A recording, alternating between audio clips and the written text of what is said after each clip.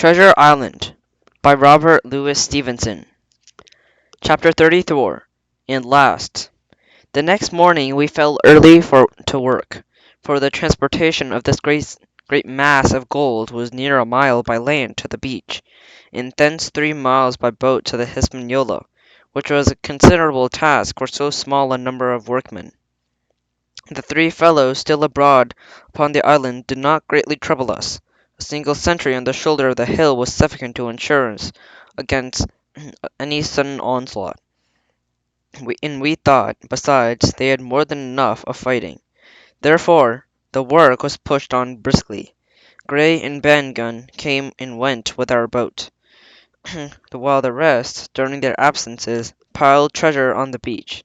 Two of the bars slung in a rope's end made a good load for a grown man. One he was glad to walk slowly with. For my part, as I was not much use at carrying, I was kept busy all day in the cave, packing the minted money into bread bags. It was a strange collection, and Bellybone's hoard of diversity of coinage, but so larger and so much more varied that I never had more pleasure in sorting them.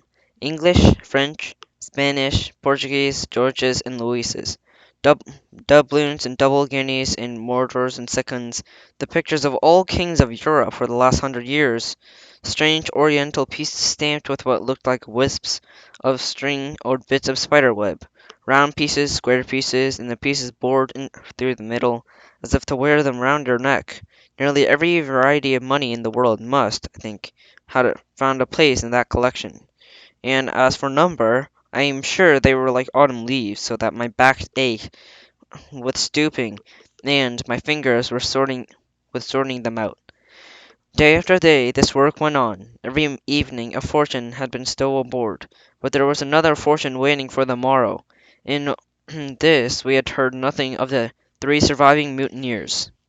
At last, I think of it, it was on the third night, the doctor and I were strolling on the shoulder of the hill, where it overlooks the lowland isle, when from out the thick darkness below, wind brought us a noise between shrieking and singing. It was only a snatch that reached our ears, following by former silence. Heaven, heaven forgive them! 'Tis the mutineers, all drunk, sir. Struck in the voice of Silver behind us. Silver, I should say, was allowed his entire liberty, in spite of daily rebuffs, seemed to regard himself once more as our privileged and friendly dependent. Indeed, it was remarkable how well he bore these slights, and with what unwary politeness he kept on trying to integrate himself with all. Yet I think none treated him better than a dog, unless it was Ben Gunn, who was still tolerably afraid of his old quartermaster, and myself, who had really something to thank him for, although for that it was, I suppose, I had a reason to think even worse of him than anybody else, for I had seen him meditating a fresh treachery upon the plateau. According, it was pretty gruffly that the doctor had answered him. Drunk or raving, said he. Right you were, sir, said Silver, and the precious little odds, which to you and me. I suppose you were hardly asked me to call you a humane man, returned the doctor with a sneer, and so my feelings may surprise you, Master Silver, but if I were sure that they were raving, I am a morally certain one. At least, of them it's down with a fever, but I should leave this camp, and at whatever risk in my own carcase, take them the assistance of my skill. Ask your pardon, sir, you would be very wrong, quoth Silver. You would lose your own precious life, and you may lay to that. I am on your side now, hand in glove. I shouldn't wish for you to see the party weakened, let alone yourself, seeing as I know what I owe you. But these men down there, they couldn't keep their word. No, not supposing they wished to. And what's more, they couldn't believe as you could. No, said the doctor, you're the man to keep your word. We know that. Well, that was about the last news that we heard from the, the three pirates. Only once we heard a gunshot a great way off, supposing them to be hunting. The council was held, and it was decided that we must desert them on the island, to the huge glee, I must say, of Ben Gunn with a strong approval of Gray. And we left a good stock of the powder and shot in bulk of the salt goat, and a few medicine, and with some other necessa- necessities, tools, clothing, a spare sail, a phantom or two of rope, and, by particular desire of the doctor, a handsome present of tobacco. And there was about our last doing of the island. Before that, we had gotten the treasure stowed, and the ship enough water and the remainder of the goat meat in case any distress. And, at last, one fine morning, we weighed anchor, in which was about all that we could manage. Stood out of the north inlet, the same colours flying that the captain had flown under the palisade. 3 fellows must have been watching closer than we thought. As soon as we proved, for coming through the Narrows we had to lie very near the southern point, and there we saw all 3 of them kneeling on the spite of their sands, their arms raised in supplication. It all went to our hearts, I think, to leave them in that wrenched state, but we could not risk another mutiny. To take them home for the give it would have been a cruel sort of kindness. The doctor hailed them and told them of the stores we had left, where they were to find them, and they continued to call us by name, and appeal to us, for God's sake, to be merciful, and not to leave them to die in such a place. At last, seeing the ship still borne on her course, which was now swiftly drawing out of earshot, one of them, I do not know which, leaped to his feet, and with a hoarse cry, whipped the musket to his shoulder, and sent a shot whistling over Silver's head and through the mainsail. After that, we kept under cover of the bulwarks, and when I looked out they had disappeared from the spite, in which the spite itself almost melted out of sight in the growing distance. That was, at least, at the end of that, before noon. To my inexpressible joy, the highest rock of Treasure Island had sunk into the blue round of sea. We were so short of men that everybody on board had to bear a hand, only the captain lying on the mattress in the stern giving orders, for, though greatly recovered, was still in the want of quiet. We laid her headed for the nearest port in Spanish America, and we could not risk the voyage home without our fresh hands, and it was but without baffling winds and a couple of fresh gales, we were all worn out before we reached. It was just at sundown that we cast an anchor into the most beautiful landlocked gulf. We were immediately surrounded by shore boats full of Negroes, Mexican Indians, and half-bloods, selling fruits and vegetables, offering to dive for bits of money.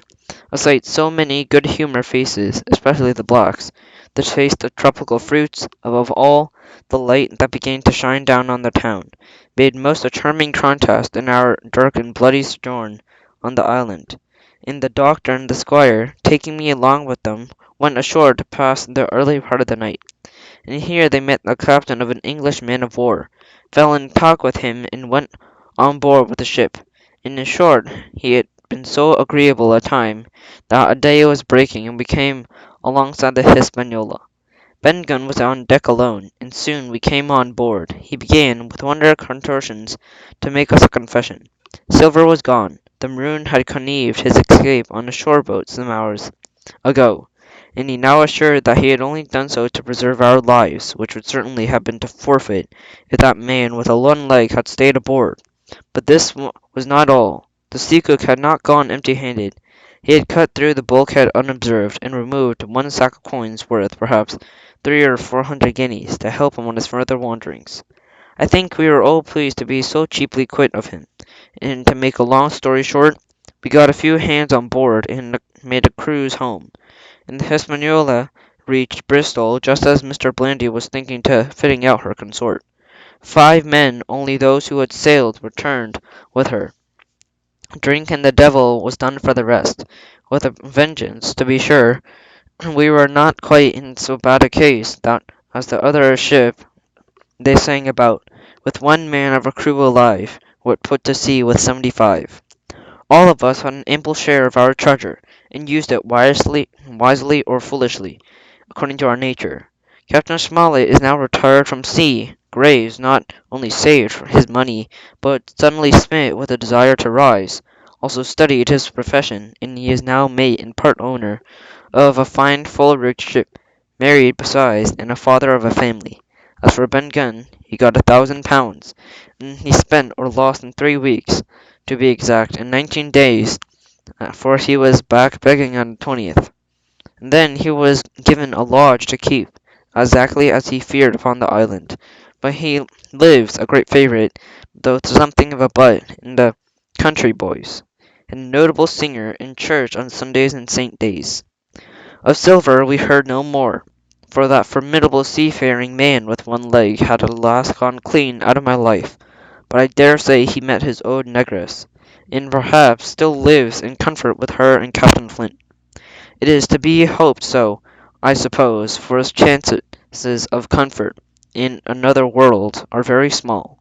The bar of silver and the arms lie for all that I know, whereas Flint buried them, and certainly they shall lie there for me. Oxen and wain ropes would not bring me back again to accurst the island of the worst dreams that I have ever when I heard the surf booming across his coast, or upright in the bed, with the sharp voice of Captain Flint still ringing in my ears. Pieces of eight, pieces of eight.